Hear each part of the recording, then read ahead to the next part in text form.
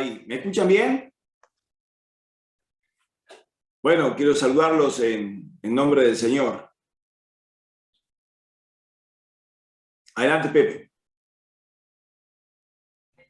Escuchá, Basilio, estamos escuchándote bien. Bueno, yo lo que les pido es que si en algún momento se corta, me lo hagan saber, porque yo soy de hablar y hablar y hablar y no me doy cuenta a veces si se corta, pero solo les pido que me hagan una seña, porque puede haber alguna interrupción por internet. Bueno, la verdad que es un placer poder compartir con todos ustedes. Veo que los hermanos están presencialmente en la iglesia, los he escuchado cantar.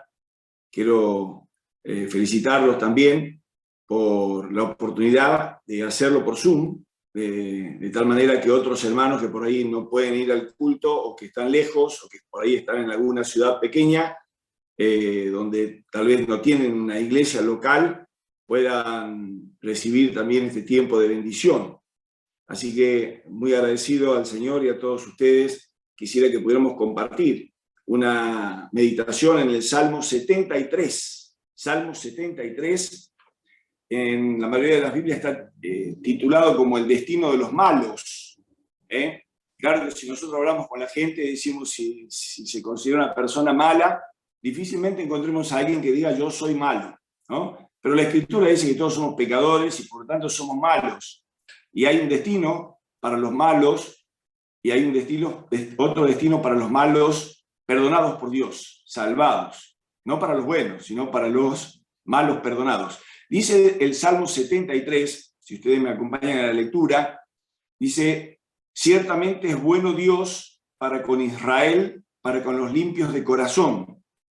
En cuanto a mí, dice el salmista, casi se deslizaron mis pies, por poco resbalaron mis pasos, porque tuve envidia de los arrogantes viendo la prosperidad de los impíos, porque no tienen congojas por su muerte, pues su vigor está entero. No pasan trabajos como los otros mortales, ni son azotados como los demás hombres. Por tanto, la soberbia los corona, se cubren de vestidos de violencia. Los ojos se les saltan de gordura, logran con creces los antojos del corazón. Se mofan y hablan con maldad de hacer violencia, hablan con altanería. Ponen su boca contra el cielo y su lengua pasea la tierra. Por eso Dios hará volver a su pueblo aquí y aguas en abundancia serán extraídas para ellos. Y dicen, ¿cómo sabe Dios? ¿Y hay conocimiento en el Altísimo? He aquí estos impíos, sin ser turbados del mundo, alcanzaron riquezas.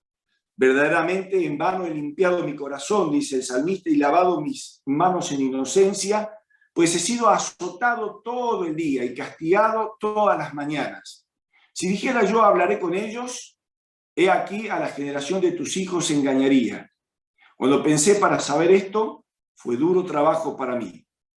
Hasta que entrando en el santuario de Dios, comprendí el fin de ellos. Ciertamente los has puesto en deslizaderos, en asolamiento los harás caer. Cómo han sido asolados de repente, perecieron, se consumieron de terrores. Como sueño del que despierta, así, Señor, cuando despertares, menospreciarás su apariencia. Se llenó de amargura mi alma, y en mi corazón sentía punzadas. Tan torpe era yo que no entendía, era como una bestia delante de ti. Con todo, yo siempre estuve contigo, me tomaste de la mano derecha. Me has guiado según tu consejo y después me recibirás en gloria. ¿A quién tengo en los cielos yo sino a ti? Y fuera de ti nada deseo en la tierra. Mi carne y mi corazón desfallecen, mas la roca de mi corazón y mi porción es Dios para siempre. Porque he aquí los que se alejan de ti perecerán, tú destruirás a todo aquel que de ti se aparta. Pero en cuanto a mí, el acercarme a Dios es el bien. He puesto en Jehová el Señor mi esperanza para contar todas tus obras. Hermanos, esta es una reunión de testimonio y quienes hemos alcanzado salvación por la gracia de Dios, por el amor de Cristo y por su obra a favor nuestra, hoy damos testimonio y contamos todas sus obras. Lo hacemos a través de canciones, pero también lo hacemos compartiendo la palabra de Dios, el mensaje del Evangelio que un día llegó a nuestra vida, cambió nuestro corazón y sigue todavía transformando nuestra vida. Queridos, yo quisiera que juntos pudiéramos tomar como versículos claves el texto 23 y 24. Dice, con todo, yo siempre estuve contigo, me has tomado de la mano derecha, me has guiado según tu consejo y después me recibirás en gloria. Claro, uno lee este salmo y parece que hubiera sido escrito la semana pasada. ¿Por qué? Porque nosotros estamos viviendo un tiempo de mucha violencia, de mucha intolerancia y demás, y cuesta pensar que hace tantos siglos esto ya pasaba. Esto ya pasaba. Para el mes de octubre está previsto, está organizado acá en San Luis, un encuentro feminista a nivel nacional. Y se calcula que más de 70.000 mujeres de todo el país van a venir para hacer valer sus derechos pro aborto y todo lo que implica este feminismo tan avanzado aún en las leyes. Y bueno, uno lee esto y dice, bueno, evidentemente dice, logran con creces los antojos del corazón, se mofan y hablan con maldad de hacer violencia. Nosotros ya nos han pedido que suspendamos las reuniones el fin de semana largo de octubre porque temen que nuestro templo, la escuela evangélica y los miembros, si estamos reunidos, seamos atacados violentamente por estas mujeres. Fíjense hasta dónde llega. Entonces el derecho de uno no termina donde empieza el del otro. Ellos quieren hacer valer sus derechos, pero tienen una intolerancia total. Y pareciera ser, por eso digo, que este salmo estuvo escrito en estos días. Y dice, se mofan y hablan maldad de hacer violencia. Y hablan con altanería. Todos los mensajes de esta gente es todo el tiempo arengando, y diciendo que necesitan que sus derechos se hagan valer. Bueno, nosotros sabemos lo que pasa y conocemos por este pasaje y tantos otros el fin de ellos, el fin de los impíos. Hay de los que a lo malo le llaman bueno y a lo bueno le llaman malo. Hermanos, esto lo estamos viendo y las leyes se están dictando en esta dirección, contraria a la enseñanza de la palabra de Dios. Entonces, vamos a mirar rápidamente 3 palabras que podemos considerar que se desprenden de este pasaje. La primera de ellas es la palabra salvación. La palabra salvación. Dice, me has tomado de la mano. Hermanos, cuando nosotros estábamos alejados de Dios, sucumbiendo en este mundo y naufragando, clamamos por salvación y Dios nos tomó de la mano y nos sacó, dice la Biblia, al lugar espacioso. Al lugar espacioso. Nosotros nos acordamos de Pedro cuando iba caminando por el agua, y en el momento que él se está hundiendo, levanta los ojos, mira a Cristo y le dice, Señor, sálvame. Una oración que Dios nunca deja de responder. Toda persona que en algún momento clama a Dios, tal vez en el lecho de muerte, tal vez agonizando, pero reconoce la grandeza y soberanía de Dios y le dice, Señor, sálvame, está reconociendo el señorío de Cristo, su obra redentora y su autoridad para perdonar pecados.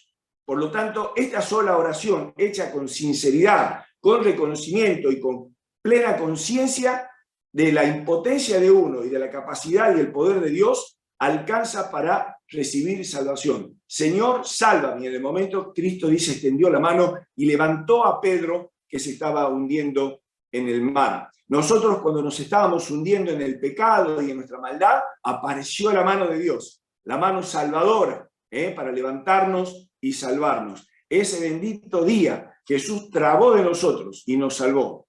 Nos perdonó, hermanos. Esto es lo más hermoso, hablar de perdón. Hoy día se habla muy poco de perdón. Y hasta ya hay ideologías que dicen que cuando uno pide perdón muestra debilidad. Hermanos, esto no es así en la Escritura. Dios nos perdona y Él espera que nosotros pidamos perdón. Por eso es importante que entre nosotros también nos pidamos perdón y entre nosotros también tengamos espíritu perdonador. Así como Cristo nos perdonó, así nos tenemos que perdonar nosotros. Entonces, el que nos tomó de la mano jamás nos soltará. El Señor se encargó de decir, ustedes están en la mano de mi Padre, nadie los puede sacar de ahí. Juan capítulo 10. ¡Qué promesa, hermanos! ¡Qué promesa! Nadie nos puede sacar de la mano del Señor. Entonces, esta seguridad que tenemos en la mano de Cristo y en la mano del Padre hace que tengamos una cerradura de doble vuelta, de alta seguridad. Y por eso decimos que la salvación no se pierde, hermanos. porque el Señor no nos va a soltar. Él ya nos agarró, ya nos tomó en sus manos. Entonces tenemos esta promesa preciosa del Señor. El salmista va a decir, Él levanta del polvo al pobre y al menesteroso alza del muladar. Hermanos, ¿cuántos de nosotros hemos estado en el estiércol del mundo? Hemos estado en el lodo, hinchastrados, manchados, sucios por nuestro propio pecado. El Señor nos levantó de allá, de ese lugar, y nos puso en un lugar seguro. Hermanos, el salmista dice hasta, hay algo que nos cuesta entender, dice, nos ha dado lugar con los príncipes de su pueblo. Hermanos, nos ha dado carácter de realeza Dios. Esto no es poco, esto no es poco. Y esto es lo que Dios quiere hacer con cada alma que reconoce su pecado y confiesa a Jesucristo como su Salvador. Pide perdón, se arrepiente y pide perdón. Esto es una actitud de humildad y es la primera oración que Dios escucha. Entonces, en Dios tenemos salvación, mis hermanos. Esto es muy importante, que no solo lo sintamos, lo vivamos, sino que también lo prediquemos todos los días de nuestra vida. Tenemos un mensaje sin igual, sin igual. Estábamos hablando con mi esposa hace rato de una chica que se hizo chico, que se está transformando, ¿no es cierto? Una chica trans, y está pensando en la operación de cambio de sexo y demás. Y la veíamos ayer en un concierto de música, una cara tristísima, una amargura en sí misma. Expresó el arte tocando el teclado, pero en el momento de saludar, en el momento de presentarse, una amargura tremenda. Están yendo contra la naturaleza, contra las leyes de Dios. No se puede ser feliz. Acá el salmista compara y dice, pero esta gente impía prospera. Hermano, sí, pero no es porque Dios le da prosperidad. Prosperan por su propia sagacidad, por sus propias capacidades, por sus propios recursos. Pero, dice, cuando yo entré en el santuario de Dios, entendí el fin de ellos. Yo tengo un patrón que tiene plata para vivir muchísimas vidas. Sin embargo, estuvo metido 2 años de pandemia en su mansión en Buenos Aires, sin salir. Y cuando iba a la oficina, nadie entraba, ni la señora que hace la limpieza, nadie, cero contacto, terror a la muerte. Pero también se salvó del COVID, ya se salvó, pero está muy débil ahora. El encierro le ha hecho muy mal, un hombre muy activo. La realidad es que tiene 75 años y no sabemos cuánto Dios más le va a permitir vivir. Pero más tarde o más temprano va a tener que dejar el escenario terrenal. Y lo importante es, ¿está preparado? Esto es lo importante, es estar preparado. Por eso la salvación es lo más importante que nosotros podemos lograr en nuestra vida. En segundo lugar, dirección. Dice, me has guiado según tu consejo. Lo segundo que Jesucristo hace después de salvarnos es guiarnos. Porque no es que nos salva y nos deja solos, no es que nos salva y nos deja a la deriva, no es que nos salva y nos dice, bueno, arreglate. Es como nosotros con nuestros hijos, ¿no? Que cuando el mayor ya empieza a caminar y ya sabe caminar y se sabe valer solo, es como que nos ocupamos del segundo que todavía no camina y dejamos que el otro se las arregle, porque él ya camina y ahora se cae, se golpea, llora, le decimos, levantate, levantate. Dios no hace así, hermano. Dios nos acompaña y nos guía, nos muestra el camino. Entonces, en el Señor encontramos este glorioso título de consejero. Él nos va aconsejando en el camino de la vida cristiana. Y para eso tenemos, hermanos, este bendito libro, la palabra de Dios, que es la guía, el mapa del viajero, es la brújula del caminante. Hermanos, no tenemos cómo perdernos si nosotros seguimos las instrucciones de Dios en su palabra. Este gran consejero que tenemos en el Señor no lo podemos desperdiciar, hermanos. Por eso es importante siempre venir a la palabra. La dirección, tanto en las cosas grandes como en las cosas pequeñas. Porque a veces queremos que a Dios no tenemos que molestar con decisiones, con algunas cosas que por ahí no las entendemos, no las tenemos claras, pero son pequeñeces. Miren, mis queridos, a mí me ha tocado casarme en época de la hiperinflación de Alfonsín. Tiempo parecido al de ahora. Y me acuerdo que estábamos comprando las cositas para podernos casar con Gladys. Y yo cobraba y venía a la casa de ella a buscarla para ir a comprar cosas que nos faltaban, que eran elementales para poder casarnos. Y me acuerdo que orábamos para que el Señor nos guiara. Este mes vamos a comprar las 2 mesas de luz. Y uno dice, no vas a molestar a Dios para comprar 2 mesas de luz. Sí, pero cuando hay hiperinflación, y como ahora, allá vale 400, acá vale 330 y acá vale 280, que el Señor me guía al negocio donde la misma mesa de luz vale 280. Hermanos, y Dios hizo milagro. Después podíamos comparar y decir, gracias a Dios. Entonces nos tomábamos la mano, orábamos y salíamos en la búsqueda y el Señor nos dirigía al comercio que tenía el mejor precio. Y uno dice, bueno, no vamos a buscar la dirección de Dios para cosas pequeñas, hermanos. En las pequeñas y en las grandes necesitamos el auxilio de Dios, su guía. Y Él está dispuesto a hacerlo. Él está dispuesto a hacerlo. A veces nuestros hijos vienen con cosas que para nosotros son una pavada. Para ellos por ahí no son tan pavadas, pero no tienen los medios para lograrlo. Y para nosotros es una gran satisfacción llevarlos, acompañarlos a comprar o lo que fuera, o tomar una decisión sobre una materia, sobre una carrera, sobre lo que fuera. La tenemos ya más clara porque hemos transitado mucho más en la vida. Y bueno, Dios que lo sabe todo, no tiene problema, hermanos. No se molesten que nosotros mostremos nuestra dependencia, aún para decisiones que no son tan trascendentes en la vida. La Escritura dice, todos nosotros nos descarriamos como ovejas, cada cual se apartó por su camino. Es bendita la comparación en la Biblia y muy clarificadora, cuando Dios nos compara con ovejas, de cada cual se descarrió como una oveja. ¿Por qué? Porque cuando nosotros hablamos de descarrío, estamos hablando de personas sin orientación, que van, no saben para dónde van, salen, caminan, pero no tienen un verdadero rumbo fijo. Están extraviados. Alguien que sale sin saber a dónde va está perdido, está extraviado. Y así estamos nosotros cuando nos soltamos de la mano de Dios. Así está la gente sin Dios, extraviada. Pero además la oveja tiene una particularidad, no solo se extravía, sino que es indefensa. Y acá es importante saber que cuando yo me salgo de la cobertura de Dios para vivir como yo quiera, aunque yo sea un hijo de Él, como el hijo pródigo, me vuelvo muy vulnerable. Porque cuando yo dejo la casa del Padre, cuando dejo la tutela de mi papá, Dios, entonces me vuelvo muy vulnerable, porque ya dependo de mis propias fuerzas que no son buenas, ni son muchas. Entonces puedo resistir algún tiempo, puedo soportar algunas cosas, pero tarde o temprano el enemigo ganará ventaja. Entonces no podemos quedarnos en la indefensión porque esto nos hace vulnerables a los ataques certeros del maligno. Pueblo de Dios, nosotros tenemos en Cristo nuestro gran general, nuestro gran capitán. Él nos guía, Él nos lleva, Él nos orienta, Él va en el camino de nuestra vida mostrando. Por eso el salmista va a decir, tu vara y tu callado me infundirán aliento. Él es el que va mostrando el camino. Pero no solo la oveja está sin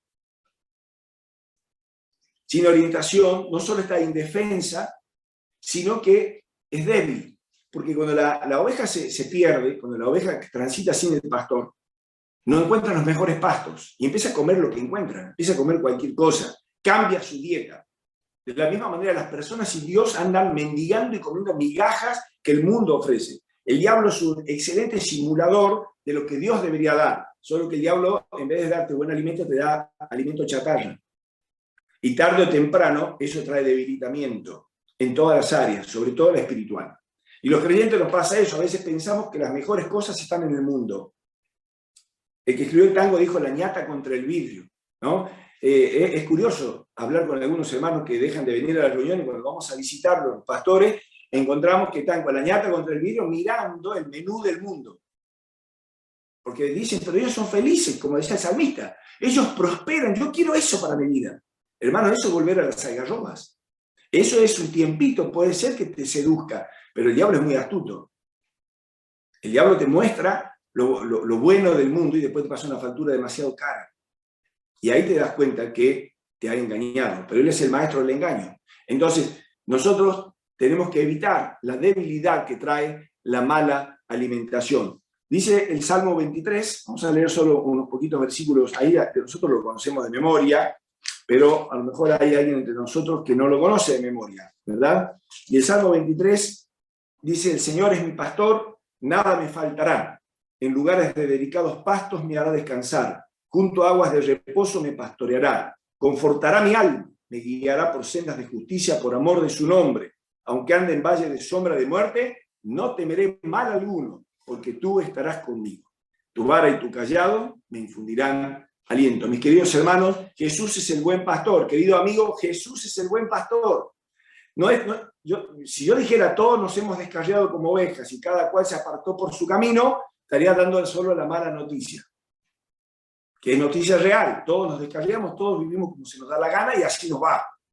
Pero hay una buena noticia de parte de Dios. Jesús es el buen pastor. Y este buen pastor es el que nos lleva hacia los pastos delicados. Queridos hermanos, bendito menú el que nos presenta el Señor cuando vivimos en su voluntad.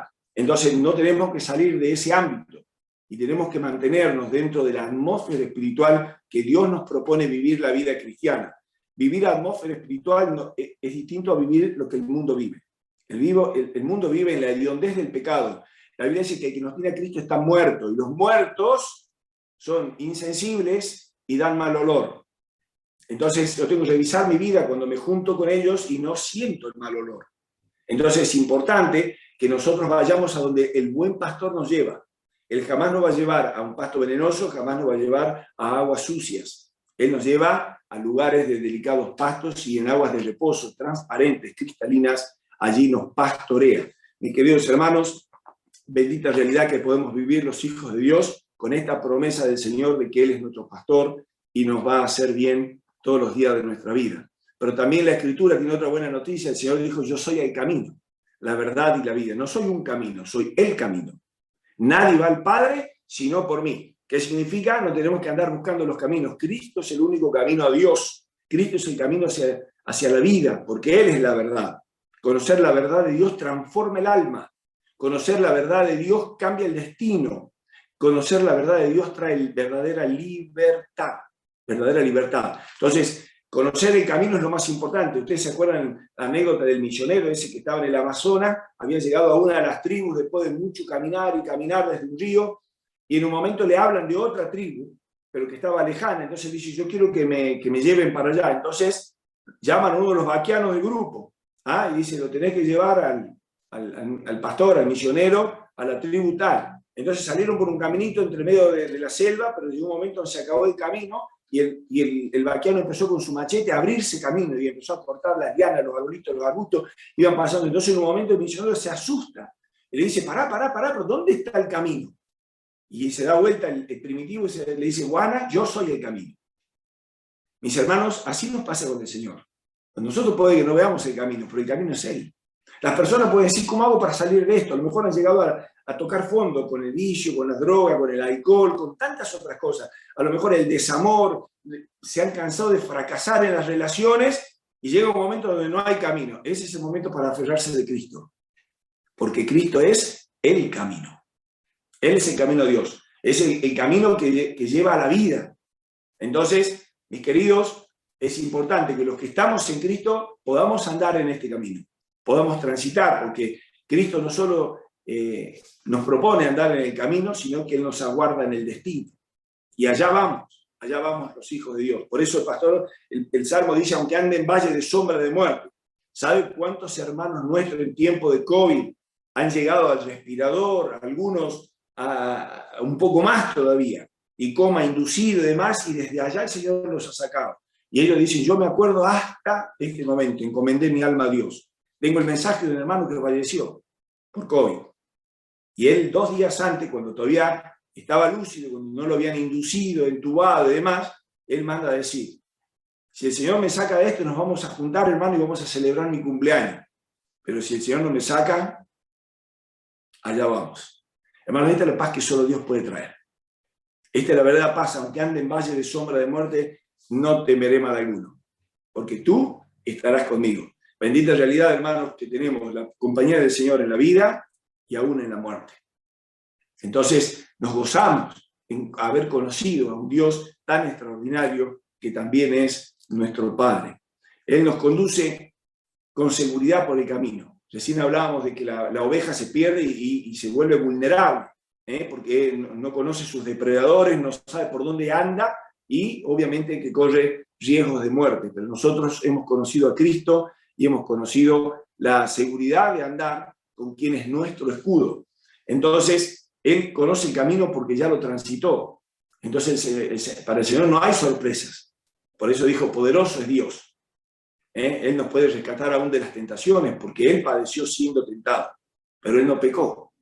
Entonces Él tiene la fórmula para que nosotros, aún siendo tentados, no caigamos, no pequemos, podamos honrar a Dios con nuestras vidas. Entonces, hermanos, tenemos salvación, el Señor nos ha permitido caminar con Él, pero no solo termina acá el camino de la vida, no solo nos salva, no solo nos acompaña, sino que nos va a recibir. Recepción. Dice, después, y bueno, después me recibirás en gloria. Hermanos, muchos nos han precedido y han recibido la bienvenida a la casa del Padre.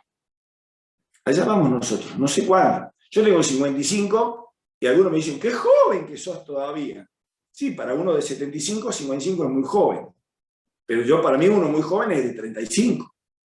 Y bueno, no importa, pero ¿cuánto es el tiempo que Dios nos va a regalar vivir en esta vida? No, eso es tan importante. Lo más importante es tener asegurado el destino eterno de nuestra alma. Estaba el pastor con un muchachito que estaba estudiando mucho y le dice, ¿qué estás haciendo? No, estoy estudiando a full, dice, porque hay una beca de la universidad que la quiero ganar. ¿Y por qué? Porque si la gano, si llego a este puntaje, dice, voy a tener la oportunidad de ir de obtener una beca para ir a Estados Unidos. Y entonces el pastor le dice, y después, y bueno, si la gano, me voy a Estados Unidos. Y después, y bueno, haré esos 2 años allá, y bueno, obviamente que la condición de la beca es que venga y ponga mis conocimientos en Argentina. Bueno, y después, y bueno, buscaré un buen trabajo. Y después, yo quiero casarme. Y después, y bueno, calculo que podré tener mi casa propia. Y dice, y después tener hijos. Qué más lindo que tener hijos, la familia. Y después, y bueno, después, no sé, me jubilaré. Y después, y vendrán los nietos. Y después, la muerte. Y el muchacho captó lo que el pastor le quería decir. Y él dijo, ya sé, usted me está preguntando, ¿y Cristo? ¿Qué parte, qué espacio tiene Cristo en mi vida? Hermanos, nosotros siempre vivimos planificando y después. Por eso es importante que nosotros nos vayamos preparando para ser recibidos arriba, pero mientras tanto honrando a Dios con nuestro tiempo, con nuestro ministerio, con nuestros dones, con nuestra familia, en la iglesia. Y después me recibirás en gloria. Terminada la obra de Dios en nosotros, entonces tenemos que pensar, yo no tengo que estar añorando la gloria, sino estoy caminando para cumplir la buena obra que el Señor empezó en mí. Yo tengo que ponerme en sus manos para que el alfarero que comenzó a trabajar este barro maleable termine la buena obra y haga una vasija de honra para su gloria y para la bendición de los demás. Qué preciosa salvación que Dios nos ha regalado. Todo esto, hablar de estas cosas, hermanos, es el colmo de gozo y el clímax de la salvación. Por eso nos gozamos en el Señor, porque no solo pensamos de dónde nos sacó, no solo podemos disfrutar dónde estamos ahora y en qué posición estamos en Cristo, sino que tenemos todo el derecho, hermanos, de soñar, de tener expectativas de gloria, porque el Señor las ha prometido.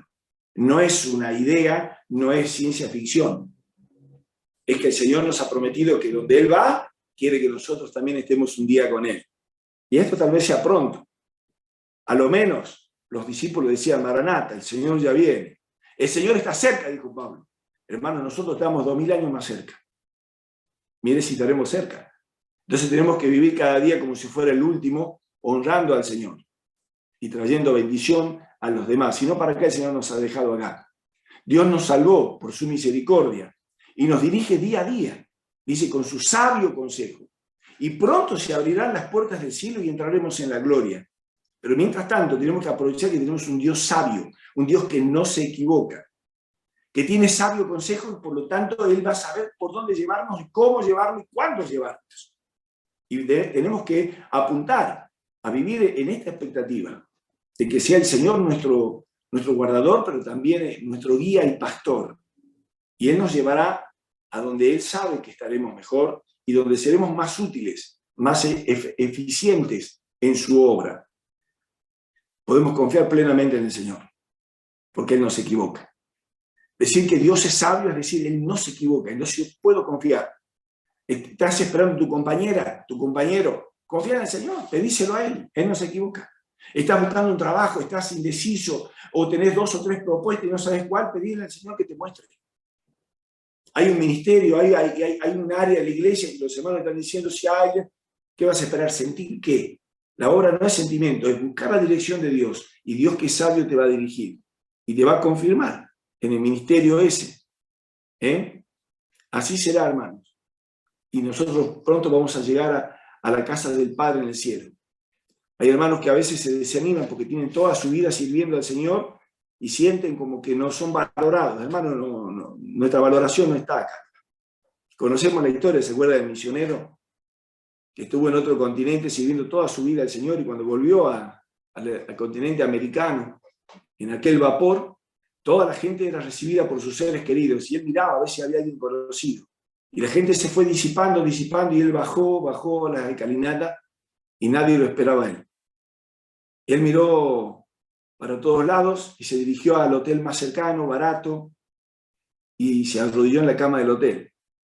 Y le dijo, Señor, toda mi vida te he servido y nadie me esperaba.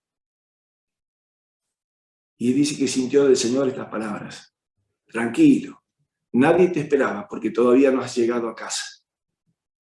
Hermanos, puede ser que seamos invalorados, puede ser tantas cosas, pero cuando estamos en la voluntad de Dios, Él se encarga de las cosas. Nosotros nos encargamos solamente de hacer su voluntad, y su voluntad es buena, es agradable y perfecta. Si vamos a esperar el aplauso de los hombres, mal objetivo. Pero si vamos a esperar el abrazo del Señor y esas palabras benditas y gloriosas que todos quisiéramos escuchar hoy en día, en lo poco has sido fiel, en lo mucho te pondré. Buen siervo y fiel entra en el gozo de tu Señor. Hermanos queridos, que esta sea nuestra expectativa frente a lo que nos queda todavía en el escenario terrenal. Y vamos terminando. Dice el versículo 28, pero en cuanto a mí, el acercarme a Dios es el bien.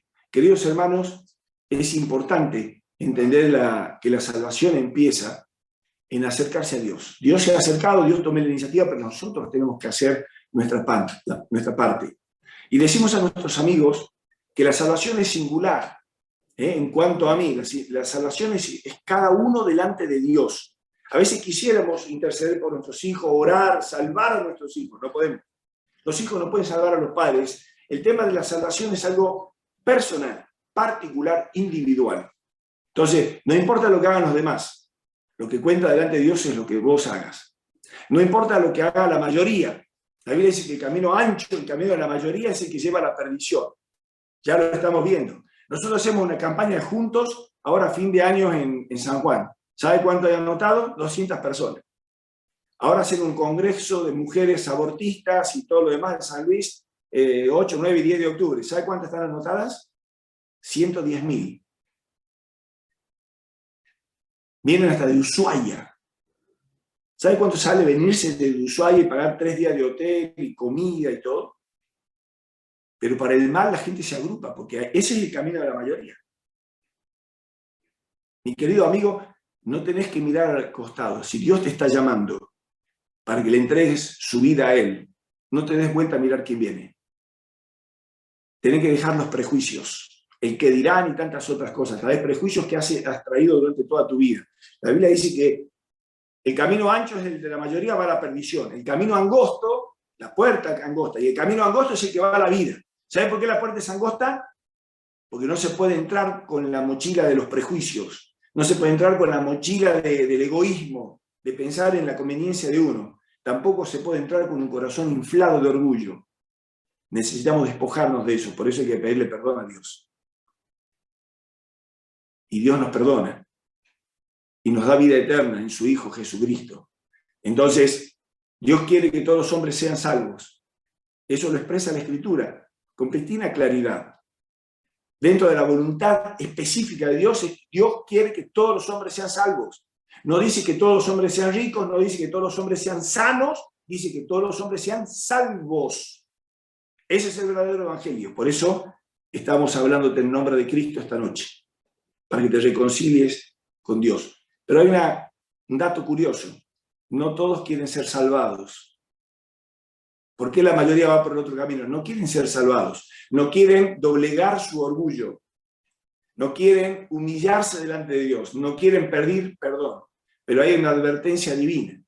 Hebreos capítulo 2, versículo 3 dice, ¿cómo escaparemos nosotros si descuidamos una salvación tan grande? ¿Cómo escaparemos? Esa es la pregunta de parte de Dios. ¿Cómo escaparemos nosotros si descuidamos una salvación tan grande? Y dice más todavía, allá dice, por tanto es necesario que con más diligencia atendamos las cosas que hemos oído, no sea que nos deslicemos. Cuidado porque la gente hacia el infierno se va deslizando como en un tobogán. No sé si ustedes conocen en Jujuy hay un cerro que le llaman el cerro deslizadero, le dicen algunos le llaman el cerro del Puloy, porque es una arenisca muy finita que se utiliza para el Puloy. ¿Se acuerdan del polvo limpiador ese que es como abrasivo? Y me acuerdo que estuvimos en un campamento evangélico en Maimará, y nos llevó el director del campamento y nos hizo subir, y después nos hizo largar por el cerro de Puloy. No de tanta altura, pero no hay de qué agarrarse. Uno viene cayendo, rodando, es blando, pero no hay de qué agarrarse hasta que llega abajo. Es inevitable, es imposible pararse a mitad de camino. Hemos leído en el Salmo, Dios los ha puesto en deslizaderos. ¿Sabe qué significa eso? El corazón henchido de orgullo. No reconoce a Dios, no quiere pedir perdón. Dios los larga como si fuera un deslizadero. No van a tener de qué agarrarse. Y el día que estén delante de Dios tampoco van a tener argumento de qué agarrarse. Por eso, el autor de Hebreos dice, ¿cómo escaparemos si nosotros descuidamos o tenemos en poco una salvación tan grande? La salvación es tan grande porque Dios dio la vida de su Hijo. Esta salvación es tan grande por el alto precio que se ha pagado. Esta salvación es tan grande por el alcance eterno. Es para siempre. Esta salvación es tan grande por lo trascendente del cambio de destino. Nosotros por nuestros pecados merecemos el infierno, la eternidad de condenación. Dios nos propone en Cristo un cambio de destino. El cielo, la gloria, la salvación eterna, la vida eterna. ¿No te seduce la idea? ¿No te encanta la idea? No te estamos regalando un pasaje a Disney. Te estamos ofreciendo salvación en Cristo, mucho más. La paz en tu alma y una eternidad de gozo sin par. No nos entra en la cabeza lo que Dios tiene proyectado, programado y preparado para sus hijos. El disfrute eterno. ¿Lo querés para tu vida? Lo que tienes que hacer es una oración. Una oración de confesión y decirle, Dios, porque Dios no es tu Padre, es tu Dios. Todavía no es tu Padre, puede serlo. Dios mío, reconozco que soy un pecador. Reconozco que mis pecados te han ofendido y estoy arrepentido de haberte ofendido. Por eso en esta noche te pido perdón por todos mis pecados. Me arrepiento de todo lo malo que he hecho y te pido perdón. Y esta noche quiero recibir a Jesucristo como mi Salvador. En el nombre de Cristo, amén. Es una oración sencilla que aún un niño la puede hacer. Es oración de confesión, la primera oración que Dios escucha de una persona. ¿Lo querés hacer? Ahí donde estás, tal vez en tu casa, tal vez en el templo, los hermanos te pueden acompañar. No dejes pasar esta oportunidad, querido amigo, amiga, de alcanzar salvación en Jesucristo. Mis queridos hermanos, qué bendición, Salmo 73, vuelva a leerlo en su casa. Y dígame si la primera parte, con todos esos argumentos que pone Asaf, no son cosas que usted las pensó y que les ha pasado por la cabeza. Y decir, yo trabajo para un patrón que se enriquece, y yo siempre parece que estoy en el mismo lado. No le da cosa pensar cómo se enriquecen tantas otras personas. Pero cuando usted entra en la presencia de Dios, se da cuenta que la realidad es otra y que usted es el bendecido, que usted es el bendito del Padre y que los demás tienen una tremenda expectación de juicio sobre sus vidas. Y están cayendo en un deslizadero del cual no podrán escapar.